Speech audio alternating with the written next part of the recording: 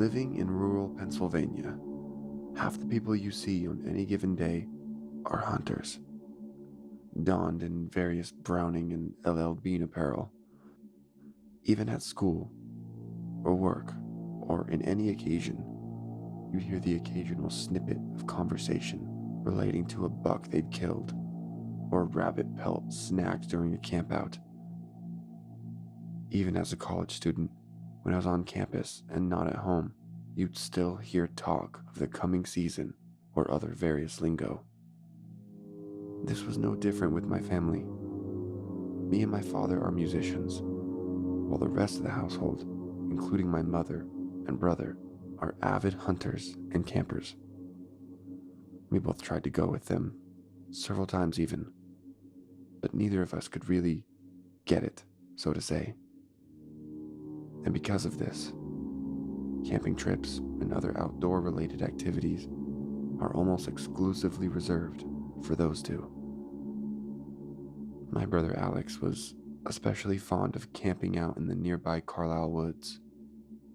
Every other weekend, he and a crew of about 4 other guys, mostly people he met during high school, would drive out with only some basic necessities: tents and their rifles. The Carlisle woods are sprawling. They merge into the Appalachian Trail about halfway through the long side, and walking straight through it results in needing about a week of travel just to see the other side. This makes getting lost in these woods incredibly dangerous, as getting stranded could easily result in starvation, especially during the winter. They left in surprisingly temperate weather, and according to my brother, this bode well for the trip. They told me and my mother that they would return in about a week, and that they wouldn't be so far into the forest as to not have cell reception. Alex told me that if anything went wrong, he would call or text me. It was around 2 a.m, about 3 days into their trip, when I received a phone call. Rubbing the sleep out of my eyes, cringing at the bright light burning my eyes in the dark of my room, I answered it. Before I could even say hello to whoever was calling, it was met with a voice I barely recognized as one of Alex's crew. It was the tallest of his group, breathing heavily into the phone. "Hello? Hello?" in a panicked, almost hushed voice. This immediately piqued my interest, and I stuttered a response in my sleepy grog. "Yeah, what's up, man?" I responded. "We can't find Alex. He's gone. We don't," he said, before I cut him off. Sitting up in bed now, my heart starting to race, I responded. "What do you mean, you lost him?" I angrily replied. "We couldn't get a fire to light, so we went a little deeper into the woods. We found a cabin and I don't know where he is," he said. I heard the distant whirring of a motor in the background of the call. "Where are you now?" I asked, standing up and getting ready to wake my mother up. "We're driving to your place. We'll be there in an hour or so. We called the police already," he said before hanging up. I dropped my phone onto my bed and walked to my parents' room. I shook my mother's shoulders through the covers, calling out to both my parents, trying to get them up. They both stirred in their coverings before focusing on me. "What's going on?" my mother asked, wiping sleep out of her eyes and sitting up in bed. I explained it to them, and only my dad chose to get out of bed. He was almost immediately furious at not only Alex's friends, but at the whole camping situation in the first place. "You know, I told him something like this was going to happen eventually," he said, storming out of the room. As he thundered his way down the steps, I asked where he was going. "The police station," I heard him yell up to me from the hall, the coat rack swinging as he retrieved his jacket from it. As I heard the front door shut, I turned to my mother. She simply sat there, eyes plastered to her lap. a defeated look on her face. It almost looked like her wrinkles were etched into her expression. "Mom, are you okay?" I asked. She didn't move, just gently shook her head. "Did they tell you anything about him being gone?" "Where were they?" she asked me. Her voice trembled, as if she was holding back from becoming hysterical. I described the cabin scenario, only for her expression to worsen. Her grimace changed to a more panicked, fearful look, like she knew something about this that I didn't. She gripped a handful of blanket, flipping it off of her, before turning and hanging her knees off the edge. She stood up, the covers rustling as she came to her feet. "Mom, I'm sure he's fine. I'll try to find him, maybe with his friends. He's probably just going to stay put," I reasoned. She turned to me and placed her hand on my shoulder, her index fingers pressuring my neck.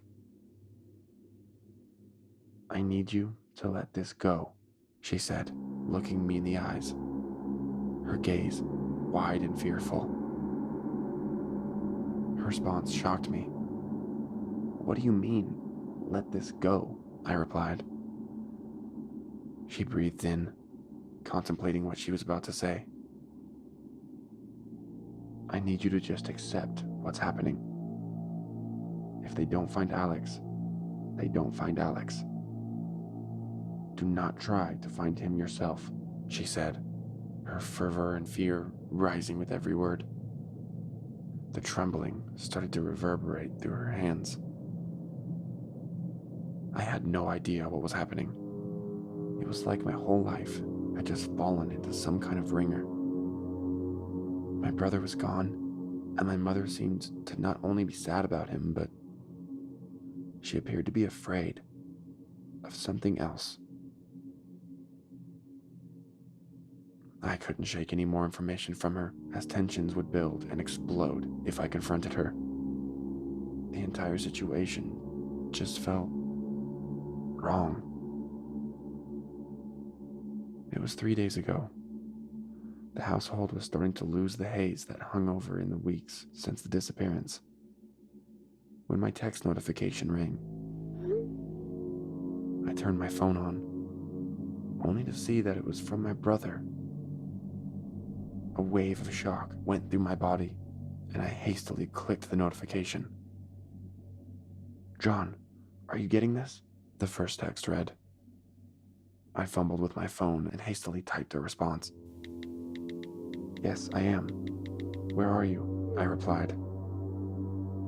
A few seconds later, I got another response. "The damn cabin. I just woke up. Where are my friends?" it read. "They came back from there a few weeks ago, dude." "What do you mean you just woke up?" I replied. The entire conversation was already feeling bizarre. "I'm calling the police. They'll find you. Just stay put," I said, switching to the voice call app. As I pressed the number 9, I got another text notification. I clicked on it, switching back to the text app. "Don't do that. I need you to come find me, John," the reply said. I stood there, dumbfounded by the response. "Why though? If I call the police, they'll fly a helicopter over. We can rescue you," I say back. I wait for a moment before receiving a response. "Please, John. I need you to help me. The police can't do anything. It's under a cliff. They won't see me," he responds. I sighed, calling Alex's friends. I quickly explained to the one that had called me that Alex was texting me, saying he was back at the cabin. He didn't believe me at first, so I forwarded him the conversation. He too thought it was bizarre, but what I assumed was his guilt for losing him in the first place pushed him to help. So he told me he would pick me up and they would go back to that cabin. We soon arrived in the Carlisle Woods, the edge of the trail leading inside the mark by a few signs. The guy I was with, who I now knew was named Tom, told me that the cabin was about 10 minutes past the end of the trail, and that he would need to go by foot for that duration. I nodded, and as the car made its way down the trail, I got another notification. My mother texted me this time. "Where are you?" it said in all capital letters.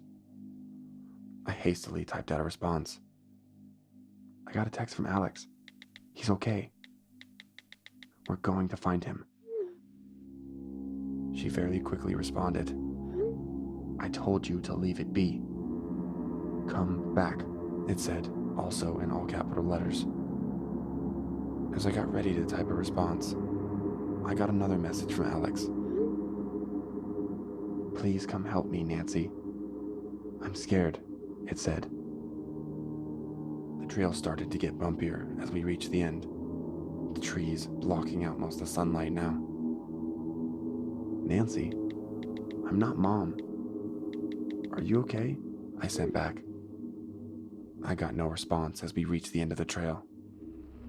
Tom unbuckled his seatbelt, turning to me as he opened the car door. "We're here. Follow me. It's not that far into the woods," he said, hopping off his seat and onto the ground. I followed suit, closing the door behind me. We both sprinted into the woods, and after a few minutes, we spotted the cabin in the distance. My phone vibrated several times in my pocket on the way, and as Tom approached the door, I checked the texts. 2 were from Mom. 1 was from Alex. Alex's text said, "Please come help me, John. I'm scared." The text was an exact copy of his last, this time with my name. The first of Mom's texts said, "John, there's a lot more going on here than you think. You are in a lot of danger. Please come back," it said. The second was in all caps. "Don't make me lose another son. Please come back home." She apparently knew he was dead, even with him texting us.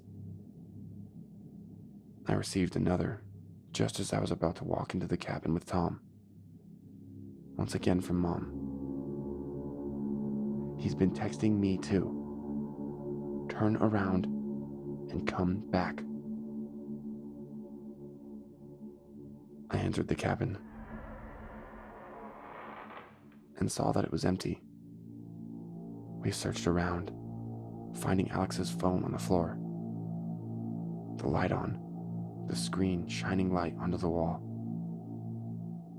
I picked it up as Tom looked out an open window, searching for Alex. The text app was open, and so was his email. The contact list was open, and it looked like he was going through the names of all the people he'd been texting. For some reason, Alex had entered the names of all the people he knew in all capital letters, the same way he'd been texting me. It seemed to parrot the way he referred to me and my mother. I started to feel a creeping feeling of fear envelop my body as I saw what he was texting Mom too. I scrolled to the beginning of the conversation, and he had literally been typing the exact same things he had said to me. I dropped the phone and turned to Tom. "Tom, we need to leave, right now. This doesn't seem right," I said, running to the door. Tom, with his face out the window, started to speak in a hushed tone. I think I see him." Now, in full panic mode, for some reason feeling like I needed to hold back tears, I went to the window with him. The darkness of the woods enveloped his figure, but Alex was standing out there, in the trees. His back was turned to us, and as we spotted him, I started to smell something. It was like copper, or what you'd smell during a bad nosebleed. It started off weak, but slowly became more overwhelming as we stood at the window. I turned the flashlight on my phone and shined it out towards him. I called his name and he didn't move. I squinted, trying to see his now partially illuminated form. He wasn't wearing any clothes, and he seemed bigger. As my vision adjusted to the woods, I noticed something. His skin looked like it had seams in certain spots in his lower back and neck, like his skin was assembled onto something. The seams had coagulated blood along the tears in the flesh and were wrinkled and dried. I recognized what I was seeing, and my entire body froze. I felt like I was stuck in mud. I looked at Tom's face, and his face matched mine. A look of terror. He screamed, "Oh my God," turning to run away. And as I followed suit, I saw Alex's form twitch. We both ran as fast as we possibly could, side by side, out the door. My legs felt like jelly, and as we both entered the disgusting and pungent coppery air, I heard what sounded like Tom getting wind knocked out of him. I didn't look to see what happened, and kept running. I soon realized that Tom was gone, and I was alone, running through the forest by myself. I cried out in fear as I ran blindly forward, my entire body screaming with adrenaline, my lungs burning and gasping for more air. I started to see something in the distance of the woods.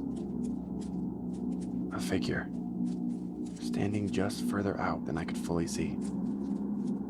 Every time I ran more than around 20 feet, I'd see Tom at the edge of my vision into the woods, standing, his back turned to me.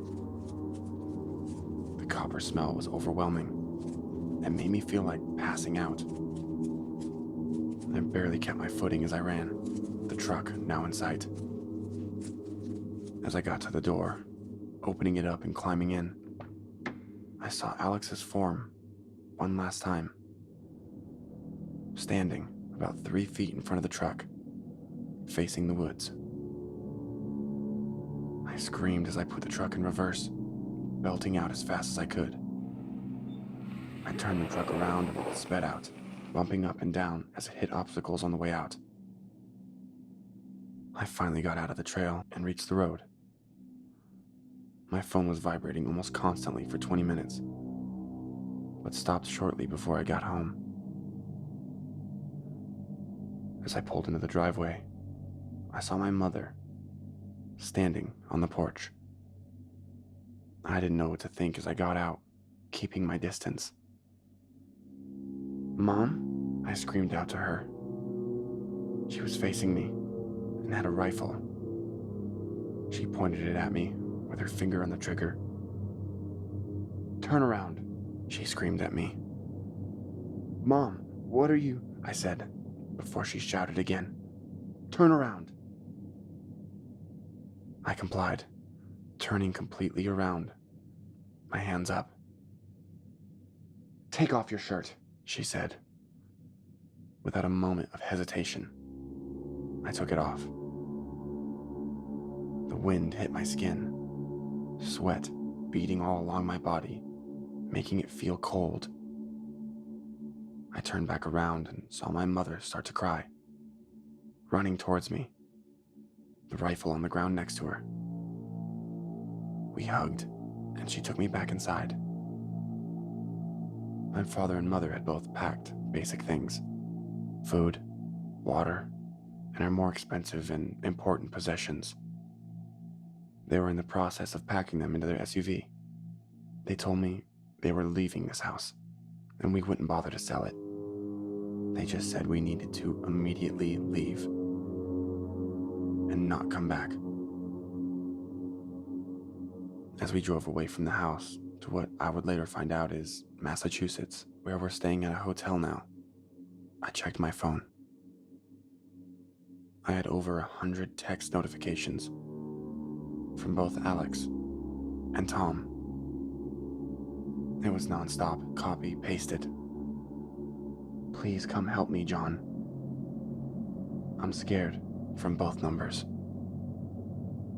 I called my phone company and deactivated my number. I destroyed my SIM card and the phone too. My mother did the same, as did my father. We don't know what we're going to do now, and my mother refuses to tell me anything. The only thing she would explain to me is that a very long time ago, she and her own friends experienced something out in those woods, very similar, and that she knew from the beginning that Alex was not Alex. I wish I would have listened. I'm going to transfer colleges later this week, but if it involves me going back, I'll just find another way to do so. I also haven't contacted anyone I know from that area, and I don't think I ever will. The thing that scares me the most is realizing how quickly Alex went from so far into the woods and to the front door of the cabin to grab Tom. If whatever it was so fast and so strong, it could have easily killed me. But for some reason that I still don't understand, it let me live. But I'm in no rush to ever test it again.